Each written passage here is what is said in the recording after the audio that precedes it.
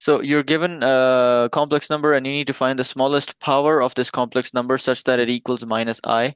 So we can use the Moivres theorem to say that if our complex number is given like this, plus I times sine of theta, R is called the modulus, theta is called the argument of your complex number.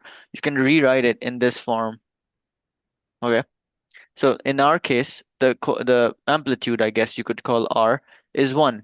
The modulus is 1. I mean, there's no number being multiplied with them other than 1, which means that R is clearly 1 in our case, and the angle is clearly 11 pi over 18.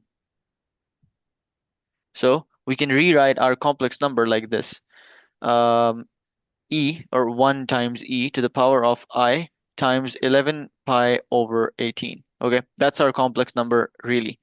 Now, why am I doing this? Whenever you're asked to find various powers of a complex number, always convert it to the exponential form because the exponential form is very easy to work with powers. Okay. So now Yeah. they're asking us what power of z would give you negative I? That's the question. Okay. So first let's write this down in terms of this. It's going to be e to the power of I 11 pi over 18 times n. Because when you raise a thing to a power, you multiply the current power with the new power that you raised it to. So that's what we end up with, right? And we want this to be equal to negative I. Okay. But now what we'll do is I can rewrite this as e to the power of I 11 pi n over 18. Or actually, I don't need to do that. It's obvious. Now, since we have this, we can reuse the Moivres theorem to convert it back to the trigonometric form, and you will see why I'm doing that. If I convert it back to the trigonometric form, in this case, r is again 1, and theta this time is 11 pi n over 18, right? So I've basically multiplied the power with n. Sorry, the angle with n. So if I convert it back to the trigonometric form, it's going to be 1 times cosine of 11 pi over 18 times n plus I times sine of 11 pi over 18 times n. Everything I've done so far is literally just to show you that various powers of this complex number will simply end up, like if you raise z to 2, you will simply have to multiply the angles by 2. That's basically all I've shown you so far. Okay. Hmm. Now, so this is z to the power of n. Okay. That's what I've proven so far. And let me check if in the mark scheme you're supposed to like prove this. Yes, you have to prove it, otherwise you don't get 1 point of proving this well.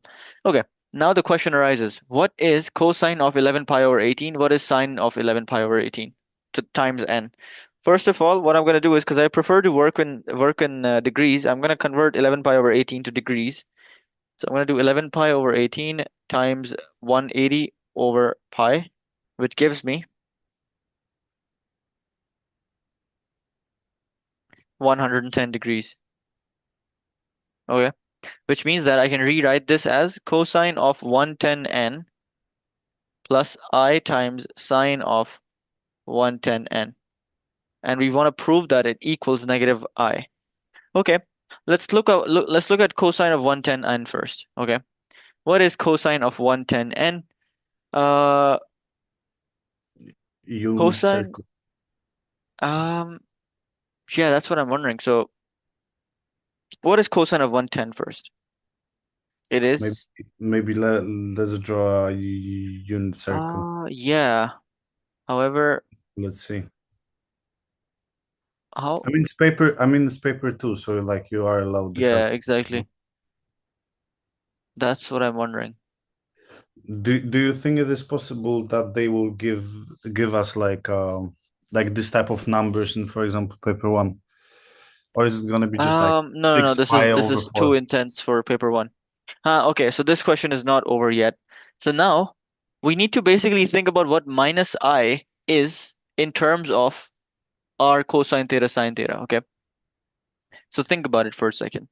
What do I need to put for theta and for r in order to get I? Okay, if you think about it, you'll realize that if r is 1 and theta is, let me think, uh, we want cosine of theta to be 0.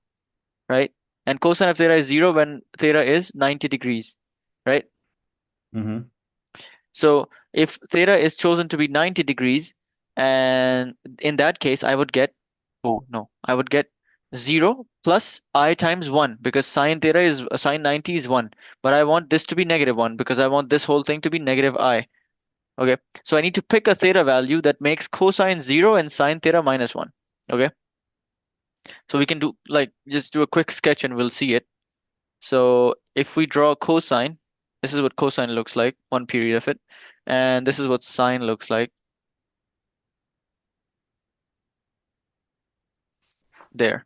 So we want cosine to be 0 and sine to be negative 1. Let's see where that happens right there.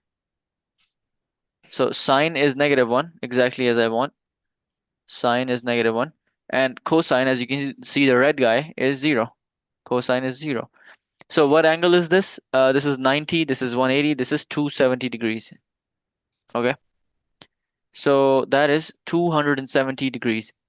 So if I pick the angle to be 270, it will work. So minus I, therefore, can be written as cosine of 270 plus I times sine of 270. That's what we found out. Okay, now we can rewrite. Okay, so now what we're doing is we're trying to prove um, that. So we found the Moivres like trigonometric, I guess, version that gives us negative I. Do you understand why this gives us negative I? Because cosine of 270 is 0, sine of 270 is minus 1, so this will be minus I, right? Yeah. Okay. Now finally, I have this situation. Cosine of 110n plus I times sine of 110n equals cosine of 270 plus I times sine of 270, which means that I can convert both of them back to the exponential form, which will look like this. E to the power of I times 110n. By the way, in the exponential form, you have to put radians. So 110 is actually 11 pi over 18 n equals, and this stuff will be e to the power of I times 270 is 3 pi over 2. This is what we have. So now what? We basically just need to say, like, look at the fact that the bases are the same, so the powers must be equal, right? And for the powers to be equal, we need that 11 pi n over 18 is equal to 3 pi over 2. And now we can solve this equation by just doing algebra for n. We're looking for n. The pi's cancel out. I can multiply the 18 over there and the 11 over there. So I get n equals 3 times 18 over 2 times 11, which is something 27 over 11. So if n is 27 over 11, I will get this guy raised to 27 over 11 equal to negative I. That's what I've proven. Okay. I feel like I might have done this question in a slightly more difficult way than required. Okay.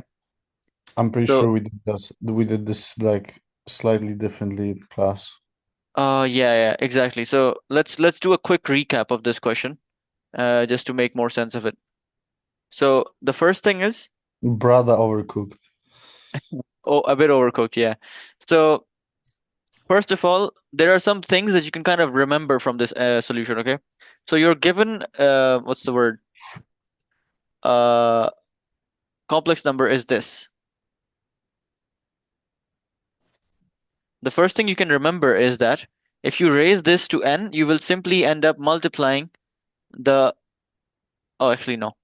The first thing you should remember is you can convert this to the exponential form, which you definitely should. Whenever you're talking about powers of complex numbers, convert it to the exponential form. It will be e to the power of I times 11 pi over 18. And of course, since we're looking for z to the power of n, it will be e to the power of I 11 pi over 18 times n. So that's the first step. And this is a very big takeaway. This is called the Moivres theorem. So you can like convert between these two.